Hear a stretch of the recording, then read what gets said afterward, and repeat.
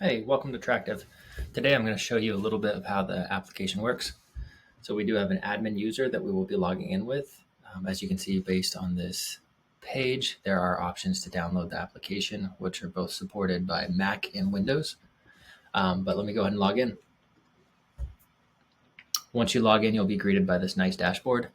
What this dashboard does is it showcases the number of transactions that have taken place. As you can see up here on the top left-hand side, there are 55 transactions. Each transaction consists of any type of entry that has been done to a file. So things like viewed or exported or deleted are all types of transactions. Viewed just means that the file has been viewed within the system, whereas exported means it's been pulled out of the system. Deleted means it's been removed from the system. We do also have upload functionality to be able to track when a file's been uploaded and by who. This one specifically is upload-web, which showcases that it did come from the web application, which is this application here, and it's been uploaded through this website.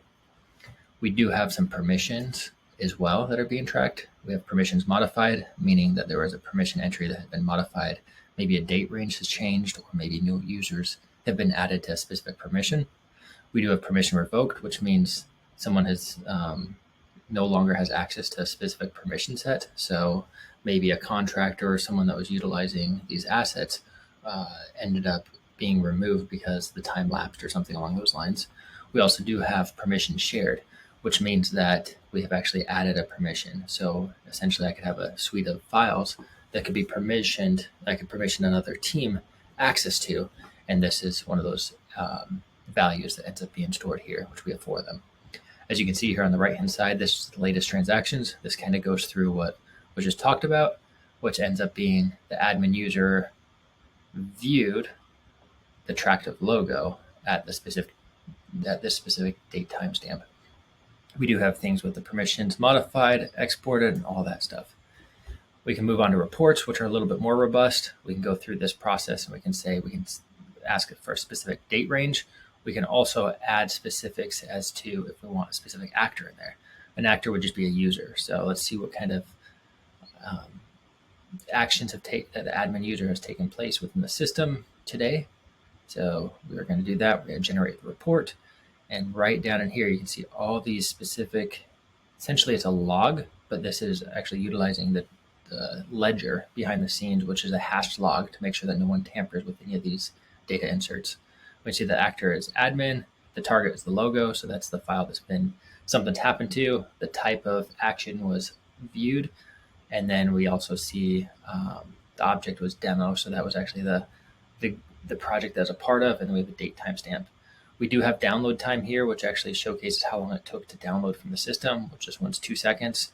It's just rounded up, but I believe it is stored in milliseconds behind the scenes. There we go. If it's under a second, you can see it's actually going to the decimal values within milliseconds.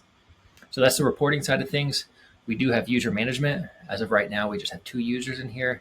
I am currently logged in with the admin user, as you can see down here on the bottom left-hand side.